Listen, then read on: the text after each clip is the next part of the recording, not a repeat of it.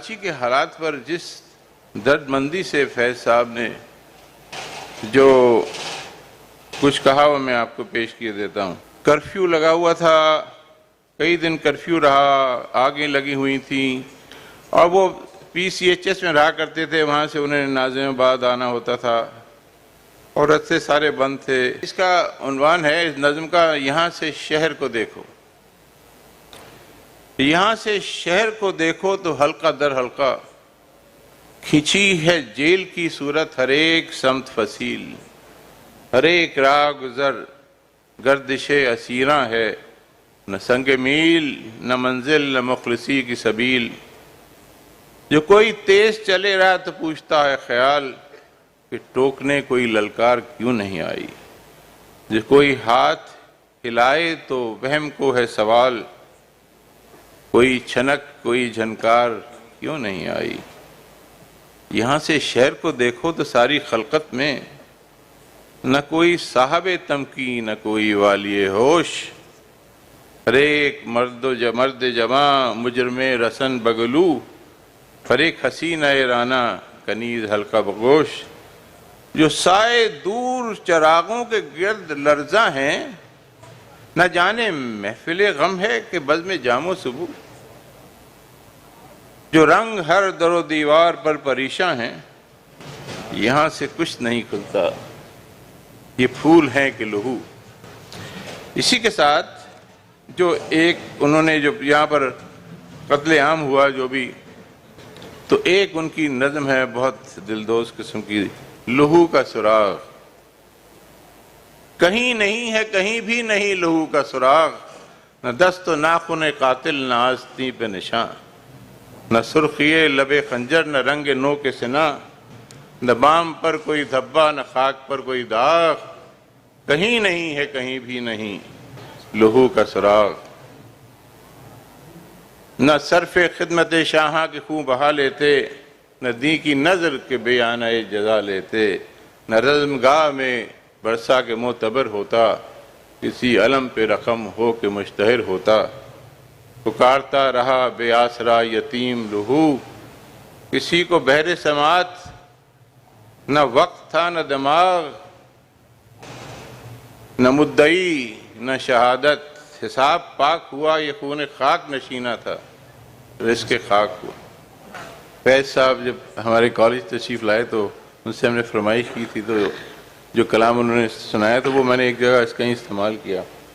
یوں ہوا کہ آئی تھنک 1999 کی بات ہے کہ پاکستان کچھ بیرون ممالک میں انویسٹمنٹ کانفرنسز بھی کر رہا تھا، تو اس میں بورڈ آف انویسٹمنٹ اور پرائیویٹائزیشن کمیشن اور میرا ادارہ جو ایکسپورٹ پروموشن بیورو، تینوں کے سربراہان کو اس میں جانا تھا۔ بہرحال ہم وہاں گئے۔ پہلا ہمارا پڑاؤ تھا مسقط عمان۔ وہ شام کے وقت پاکستانی جو وہاں پر مقیم تھے انہوں نے ایک دعوت کی، اور یہ چونکہ 1999 کا واقعہ ہے اور 1998 میں آپ کو یاد ہوگا کہ ایک ایٹمی دھماکہ ہوا تھا جس کی وجہ سے فورن ایکسچینج اکاؤنٹس فریز ہو گئے تھے۔ تو پاکستانی جو وہاں پر مقیم تھے ان کی سب سے بڑا جو دکھ تھا اس وقت یہ تھا کہ ہمارے پیسے جو ہیں آپ لوگوں نے منجمد کر دیے۔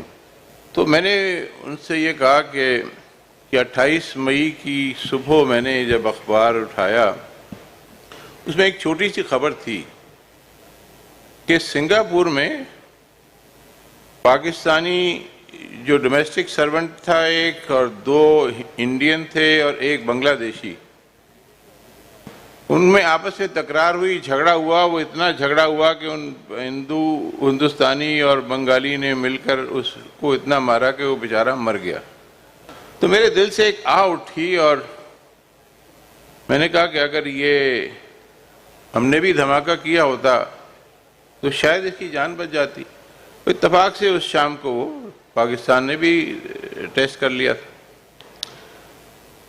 میں نے کہا شاید اگر آپ نے اس دوران اس بات پہ غور کیا ہو کہ ہندوستان کے جو سیاسی لیڈروں کا اور ان کے میڈیا کا جو ٹون اور ٹینر تھا پاکستان کے بارے میں کہ یہ گردن جھکا کے بات کریں گے، آنچیں نیچے کر کے کریں گے، آپ لوگ تو اگر ایک ہاکی کا میچ پاکستان ہار جائے تو آپ گردن نہیں آپ کی اٹھتی ہے. چاہے جائے کہ آپ کے اکاؤنٹ اگر ٹیمپرری فریز ہو گئے تو اتنا ناراض اتنا غصہ کرتے ہیں. اگر ماں باپ کو کبھی کوئی آپ سے قرض حسنہ لینا پڑ جائے کسی بیماری میں یہ وہ تو اتنا تو برا نہیں مانتے. تو میں نے وہ فیض صاحب نے جو نظم جو اپنی غزل سنائی تھی وہ وہاں پیش کی. میں نے کہا میں آپ کو فیض صاحب کے الفاظ میں کچھ کہنا چاہوں. انہوں نے فرمایا تھا کہ بھئی یقین موقع معاملے پہم محبت فاتح عالم. تم یہ کہتے ہو وہ جنگ ہو بھی چکی جس میں رکھا نہیں ہم نے اب تک قدم. کوئی اترا نہ میدان میں دشمن نہ ہم, کوئی سب بن نہ پائی نہ کوئی علم. منتشر دوستوں کو صدا دے سکا, اجنبی دشمنوں کا پتہ دے سکا. اور تم یہ کہتے ہو اب کوئی چارہ نہیں, جسم خستہ ہے ہاتھوں میں یارہ نہیں. اپنے بس کا نہیں بارے سنگے ستم, بارے کوثار غم. جس کو چھو کر سبھی ایک طرف ہو گئے, بات ہی بات میں ذی شرف ہو گئے. دوستوں کوئے جانا کی نا مہرباں خاک پر اپنے روشن لہو کی بہار اب نہ آئے گی کیا؟ اب کھلے گا نہ کیا اس کفِ نازنی پر کوئی لالہ زار؟ اس حزین خاموشی میں نہ گونجے گا کیا شور آواز حق نعرہ گیر و دھار؟ اور شوق کا امتحان جو ہوا سو ہوا, جسم و جاں کا زیاں جو ہوا سو ہوا. دوستو سود سے پیشتر ہے زیاں اور بھی ماتم جسم و جاں اور بھی تلخ تر امتحان. حکیم سعید صاحب کا مرڈر ہوا تھا تو وزیر اعظم صاحب کراچی تشریف لائے ہوئے تھے. شام کو ان کے یہاں مدعو تھے, وہاں بیٹھک ہوئی, وہاں خاصے بزنس مین بھی اکٹھے تھے. انہوں نے اپنے کوئی مسائل بیان کرنے شروع کیا. ان کا موڈ بڑا سومبر سا تھا تو انہوں نے وہ جو ان کا ایک عام طور پہ ہوتا تھا بھائی کوئی اشعار سنائی. انہوں نے مجھ سے فرمائش کی کہ بھائی آپ کچھ اس کا چھوڑیں جناب, کوئی اشعار سنائیں. تو میں نے کہا کہ رات حکیم سعید صاحب خواب میں آئے تھے اور انہوں نے کچھ اشعار سنائے تھے, وہ میں آپ کو سنا دیتا ہوں. تجھ کو کتنوں کا لہو چاہیے عرض وطن, جو تیرے عارض بے رنگ کو گلنار کریں. کتنی آہوں سے کلیجہ تیرا ٹھنڈا ہوگا, کتنے آنسو تیرے صحراؤں کو گلزار کریں. تیرے ایوانوں میں پرزے ہوئے پیما, کتنے خواب کتنے تیری شاہراہوں پہ سنگسار ہوئے. کتنی آنکھوں کو نظر کھا گئی بدخواہوں کی. بلا کشان محبت پہ جو ہوا سو ہوا, جو مجھ پہ گزری مت کچھ اس کا کہو, ہوا سو ہوا. مبادہ ہو کوئی ظالم تیرا غریباں گیر, لہو کے داغ تو دامن سے دھو, ہوا سو ہوا. ہم تو مجبور وفا ہیں مگر اے جانے جہاں. تو اس کو میں نے تبدیل کیا, ہم تو حکیم صاحب فرما رہے ہیں ہم تو مجبور وفا تھے مگر اے جانے جہاں. اپنے اس شاخ سے ایسے بھی کوئی کرتا ہے, تیری محفل کو خدا رکھے ابد تک قائم. ہم تو مہماں ہیں گھڑی بھر کے, ہمارا کیا ہے. اسی طرح ایک اور تقریب میں وہاں پر سارے بیٹھے ہوئے سرکاری عہدیدار بڑے بڑے, اور انہوں نے بزنس مین جس طرح ہم لوگ بیٹھتے ہیں تو کوئی اپنے مطالبے اور کوئی تجاویز وغیرہ دیتے ہیں. ایک ان میں وہاں پر ایک جنرل مجید ملک صاحب بھی بیٹھے تھے, تو یہ تمام باتیں سن رہے تھے. تو کہنے لگے آپ کاروباری حضرات نے کبھی کچھ سرکار کو, حکومت کو, پاکستان کو دیا بھی ہے, صرف مانگتے ہی رہتے. تو وہاں پر پھر فیض صاحب کام آئے. جب میری باری آئی تو میں نے ان کو کہا, میں نے کہا فیض صاحب بھی فرما گئے ہیں, ہم تو مجبور تھے اس دل سے کہ جس کی ضد پر ہم نے اس رات کے ماتے پہ سحر کی تحریر, جس کے دامن میں اندھیروں کے سوا کچھ بھی نہ تھا. ہم نے اس دشت کو ٹھہرا لیا فردوس نظیر, جس میں جز صنعت خون کف پاک کچھ بھی نہ تھا. دل کو تعبیر کوئی اور گوارا ہی نہ تھی. کلفت زیست تو منظور تھی ہر طور, مگر رات مرگ کسی طور گوارا ہی نہ.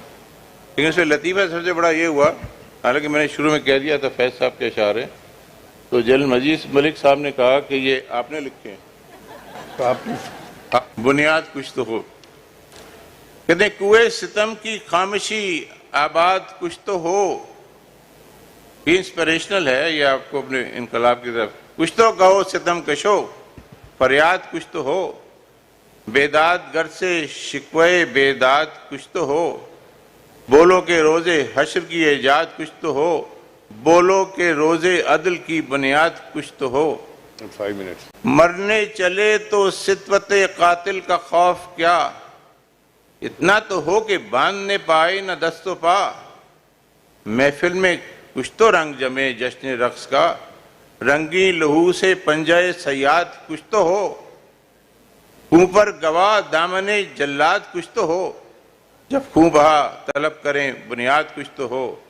بولو کہ روز عدل کی بنیاد کچھ تو ہو.